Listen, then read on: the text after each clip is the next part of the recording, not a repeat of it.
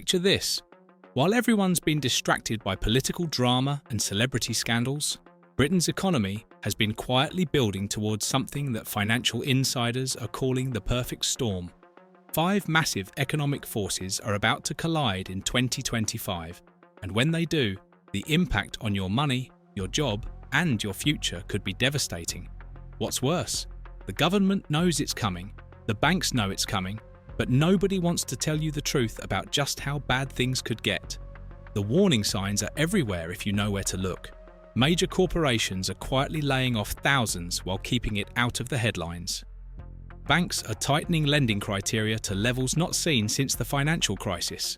And behind closed doors, emergency meetings are being held at the highest levels of government to figure out how to manage what's coming without causing mass panic. Today, we're going to expose exactly what's happening, why it's happening, and most importantly, what you can do to protect yourself before it's too late. If you want to stay ahead of these massive economic changes hitting the UK, make sure you hit that like button and subscribe to Economy Reporter right now, because what you're about to learn could save you thousands of pounds and help you navigate the chaos that's coming. The first piece of this economic puzzle is something that's keeping Bank of England officials awake at night. They're trapped in an impossible situation with interest rates. Here's what they're not telling you. Inflation isn't actually under control. Sure, the headline rate has dropped from its peak, but dig deeper into the data and you'll find something disturbing. Core inflation, the stuff that really matters like food, energy, and housing, is still running hot. The bank knows that if they cut rates too quickly, inflation will roar back with a vengeance. But here's the catch. If they keep rates high, they're going to trigger a recession that could be worse than anything we've seen in decades. Right now, there are 1.4 million households due to remortgage in 2025. These aren't just numbers on a spreadsheet. These are real families who've been protected by fixed-rate deals signed when rates were near zero. When those deals end, they're facing payment increases of £500, £800, even £1,200 per month. The mortgage brokers are already seeing the early casualties, people who simply can't qualify for new loans at current rates. One major lender privately admitted they're expecting default rates to triple by mid-2025. But that's not even the worst part. The real disaster is brewing in the commercial property sector. Office buildings, shopping centres, warehouses, they're all financed with loans that need refinancing soon.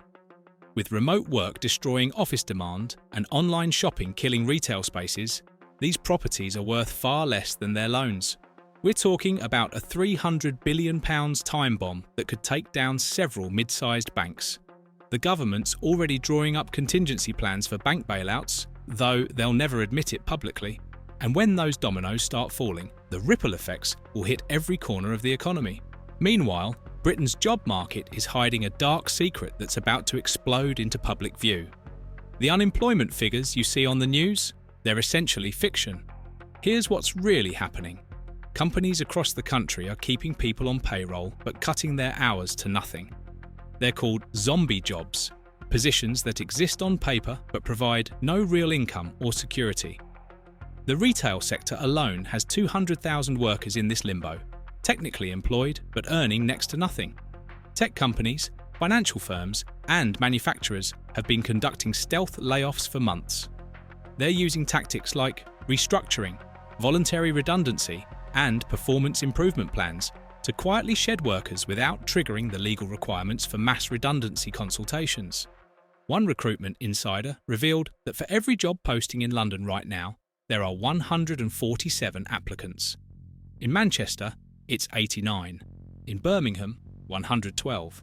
These aren't entry-level positions. We're talking about experienced professionals with decades of experience fighting over scraps. The government's own internal projections, leaked to economic analysts, show unemployment could hit 7.2% by the end of 2025. That's nearly 2.5 million people out of work. But even that terrifying number doesn't capture the full picture. It doesn't count the gig economy workers whose income has dried up, the self-employed whose businesses have collapsed, or the millions trapped in those zombie jobs. The real unemployment rate, the number of people who need work but can't find it, could be double the official figure. And here's where it gets even more disturbing. Young people are being completely shut out of the job market. Graduate schemes have been slashed by 64% compared to pre-2020 levels. Entry-level positions now require 3 to 5 years of experience. An entire generation is being forced to work unpaid internships, live with parents indefinitely, or take jobs that require no qualifications just to survive. The long-term economic damage of this lost generation will haunt Britain for decades. Now, let's talk about the housing market paradox that's destroying both buyers and sellers simultaneously. Everyone thinks flat house prices are better than a crash, but they're dead wrong. Here's why. When prices stay flat while inflation rises, houses become more expensive in real terms, even though the sticker price hasn't changed. Your salary isn't keeping up with inflation, your savings are being destroyed by it. But that house price, it's staying exactly the same, meaning you're falling further behind every single day. The mathematics are brutal. The average UK house costs £285,000. The average salary is £35,000. That's a ratio of 8.1 times earnings. Historical data shows that anything above 4.5 times earnings is unsustainable. But here's the trap. Prices can't fall because 5 million households would immediately go into negative equity. They can't rise because nobody can afford to buy. So we're stuck in this zombie market where nothing moves, nothing changes, and an entire generation watches their dreams of homeownership slowly die. But wait, it gets worse. Landlords are fleeing the market in record numbers. New regulations, tax changes, and the threat of rent controls have made buy-to-let investing a nightmare. In the last 18 months, 150,000 rental properties have been sold off. Where are all those tenants going? Nowhere. They're competing for fewer and fewer rentals, driving rents to insane levels. In Manchester, rents are up 47% in 2 years. Bristol, 41%. Even smaller cities like Norwich and Exeter are seeing 30% increases. The government's response? They're considering forcing banks to accept 5% deposits and 50-year mortgages. Think about that. They want people to take out mortgages that their children will inherit. They're so desperate to keep the housing Ponzi scheme going that they're willing to enslave multiple generations to debt. One senior civil servant, speaking anonymously, called it economic madness that will end in catastrophe. And speaking of government madness, the tax bombshell that's about to detonate is unlike anything Britain has ever seen. Forget what politicians are saying publicly. Behind closed doors, they're planning the biggest tax grab in modern history. The fiscal black hole isn't £22 billion like they claimed. Internal Treasury documents suggest it's closer to £65 billion and growing every day. They have no choice but to raise taxes, but they can't admit it without causing panic. Here's what's already being planned. Council tax is about to be revolutionised. They're not calling it a revaluation because that word is political poison, but that's exactly what it is. Properties haven't been reassessed since 1991. A 3-bedroom house in London bought for £200,000 in 2000, now worth £1.2 million, pays less council tax than a 2-bedroom flat in Newcastle. The new system will base payments on current values, meaning millions of homeowners will see their bills double or triple overnight. Income tax thresholds will remain frozen until at least 2030. With inflation, that's a stealth tax rise of £2,400 per year for the average worker. National insurance? They're planning to merge it with income tax, eliminating the upper earnings limit. That means high earners will pay an extra 2% on everything above £50,000. But the real shock is the wealth tax they're secretly designing. It's not officially announced yet, but draft proposals include a 1% annual tax on net wealth above £500,000, including your home equity. Capital gains tax is being aligned with income tax rates. If you're planning to sell investments, property, or a business, you could lose 45% to the taxman instead of the current 20%. Inheritance tax thresholds will be slashed, and they're even considering taxing pension pots when you die. One tax expert calculated that a middle-class family with a decent home and modest savings could face a total tax burden of 67% on their lifetime earnings. That's not capitalism, that's confiscation. And they're doing all this while lying about inflation. The inflation numbers you see on TV are pure propaganda. The official rate might be 4%, but that's calculated using a basket of goods that includes flat-screen TVs and foreign holidays, things people stop buying when times are tough. The real inflation rate, the one that measures what families actually spend money on, is running at closer to 9%.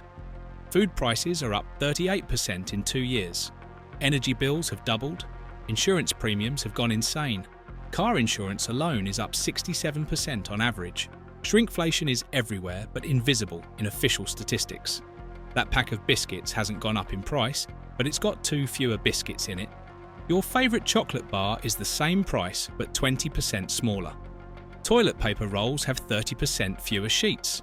Cereal boxes are taller but thinner, creating an optical illusion of value while containing less product. Corporations have become masters at hiding price increases in plain sight. Even worse, there's a 2-tier inflation system developing. Basic necessities, the things poor and middle-class families need to survive, are inflating at double the rate of luxury goods. Bread, milk and eggs are skyrocketing, while champagne and designer handbags barely budge.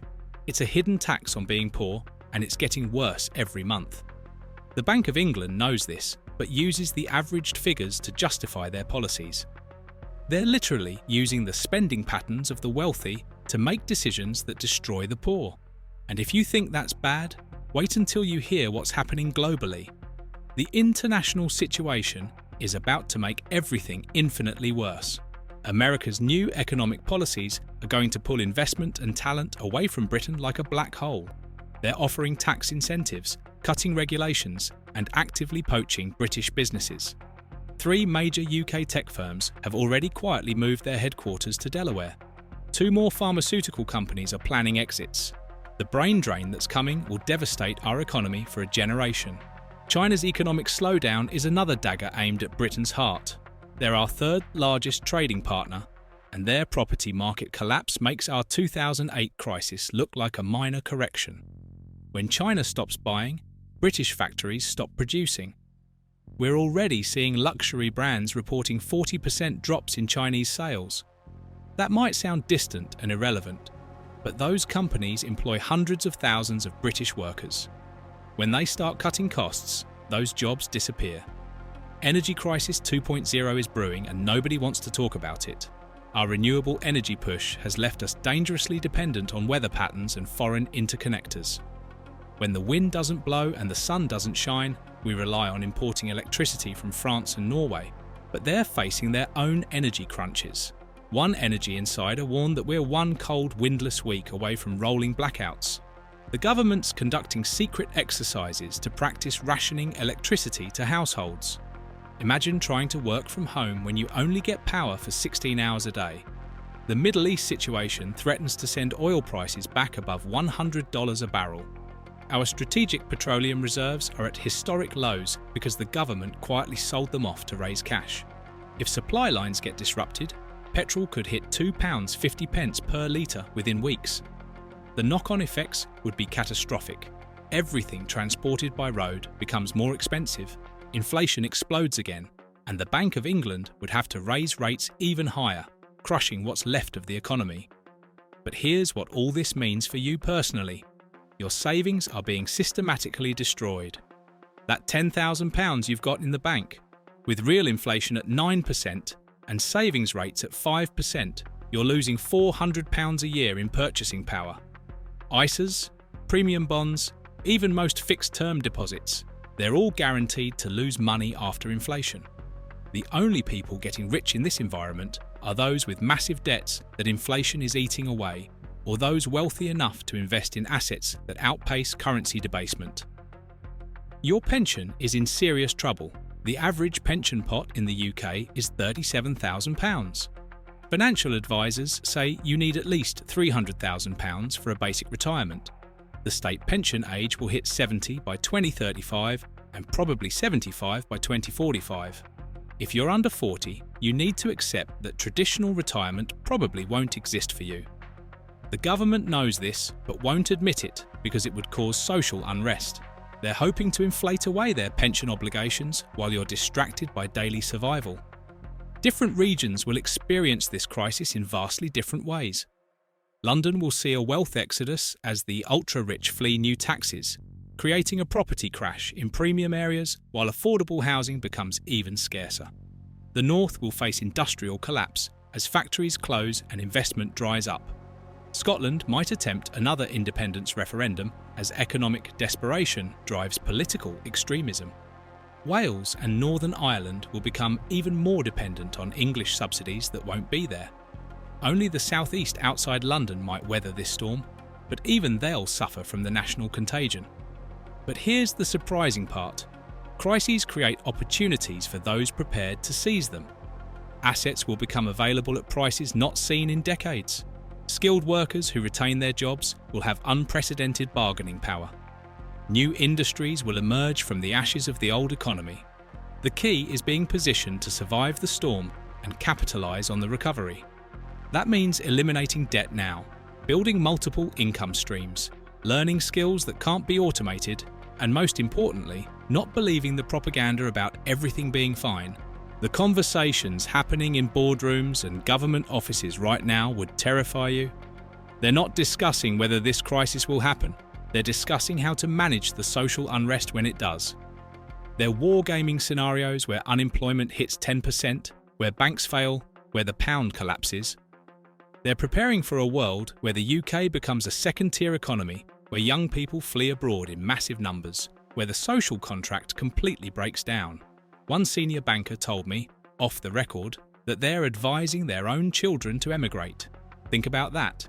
The people running our financial system don't believe in its future. The next 18 months will determine Britain's trajectory for the next 18 years. The decisions being made right now in Whitehall and Threadneedle Street will echo through generations.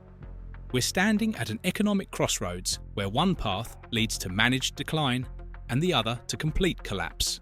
There might have been a third path once, a route to recovery and prosperity, but that window closed when politicians chose to protect asset prices over productive capacity, when they chose to bail out banks over building infrastructure, when they chose short-term electoral gains over long-term economic health. So here's the bottom line that nobody else will tell you straight. The UK economy isn't recovering, it's not stabilising, and it's not going to get better anytime soon. We're in the early stages of a controlled demolition, where those in power are trying to manage the collapse in a way that preserves their wealth while shifting the burden onto everyone else. Your only defence is knowledge, preparation, and the willingness to make hard decisions before they're made for you. The storm is coming whether you're ready or not. The only question is, will you be one of the casualties or one of the survivors who rebuilds from the rubble?